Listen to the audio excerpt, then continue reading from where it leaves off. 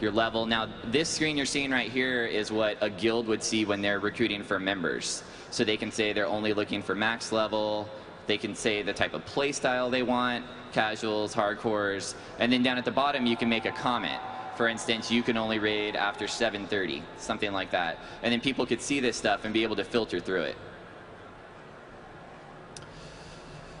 Okay, guild achievements.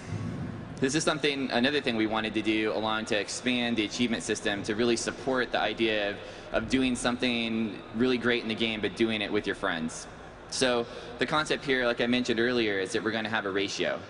And the ratio is basically going to be, we're shooting for about 75%, like I said. So in a 25-person raid, as long as you have 20 players there from your raid, you would then earn those achievements. We're planning to do new achievements for this system, as well as go back and take some achievements from our existing dungeons and raids and make them into guild achievements. So if you look at, say, Ulduar, it's got over 50 achievements. You know, we'd probably go back there and maybe take 4 or 5 total achievements, and they'd usually be for, say, clearing one whole section of the dungeon. We're not going to go back and take everything like Hot Pocket and turn it into like a guild achievement. So here's a couple examples of some things that we think could be cool guild achievements. Become a Grandmaster in all professions. So this would mean your guild, you would want to have exactly what it says, so one person that's a Grandmaster in everything, and doing that would give you that guild achievement. Perhaps completing a legendary item, something that typically can only happen within a guild. And these would be achievements that you get rewarded for. So here's a look at kind of a mock-up of what we could see this system looking like. So there's a new category on the left of the achievement panel for guild, and over there on the right you can see those. There's one in there, Become Exalted with all factions, United Nations, example of one. I think we actually have that achievement for single players now. Someone actually gets that too, but the idea of doing this for a guild. And then down at the bottom you can see the concept. It would be showing like your guild logo when this pops up, and everyone in the guild would see that when your guild gets the achievement.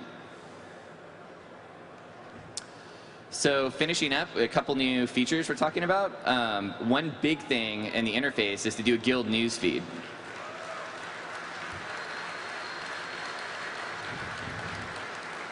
I've got a mock-up of this for you guys to see in just a minute here. But the concept is that we'd show, you know, the last maybe 2 to 3 days worth of things that have happened within the guild, and this would be right on the guild pane when you log in.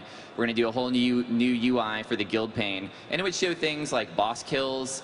It would show things like loot that's been picked up by different members of your guild, reputation gain, profession gain, characters that have leveled up. We've got a wide variety of things that can go in this, and it would all be linkable. So, you know, if someone finally gets that legendary and you weren't there, you could log in the next day and see that someone had just gotten their Valinor, for instance.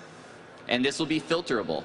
So you'll be able to turn this on and off. If maybe this is info you're not super into, you can decide to filter it out, just like the chat panel lets you filter out different things. Another big thing is access to guild members' profession info.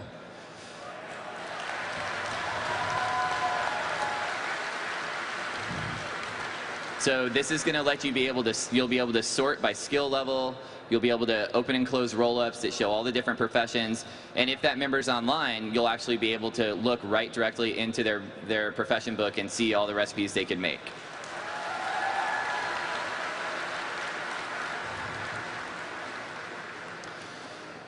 Guild bonus. This is the concept of basically being able to get money for the guild overall. And so this is going to be supported through the talent system.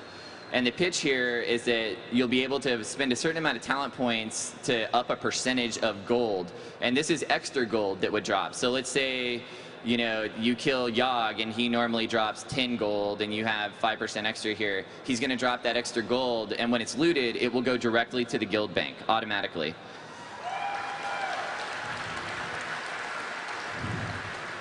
So instead of doing something like a tax system or a TIS system where every single bit of gold that every member of the guild gets taxed, instead we thought that this would be a little bit of a cooler way to do this, so everyone just feels like they're getting rewarded for their contributions to the guild rather than being taxed.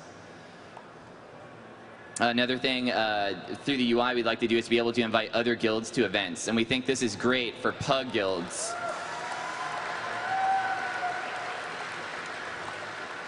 So you might have two guilds that only have, say, maybe 15 members each, 20 members each, but they want to run 25-player raids. This way they could invite that other guild through the calendar system and be able to have invites. So here's a couple mock-ups of this stuff.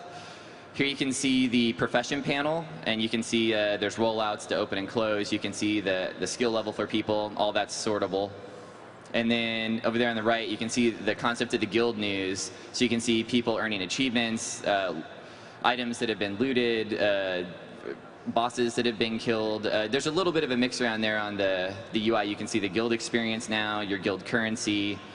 These are mock-ups, but this is kind of the direction we're definitely heading.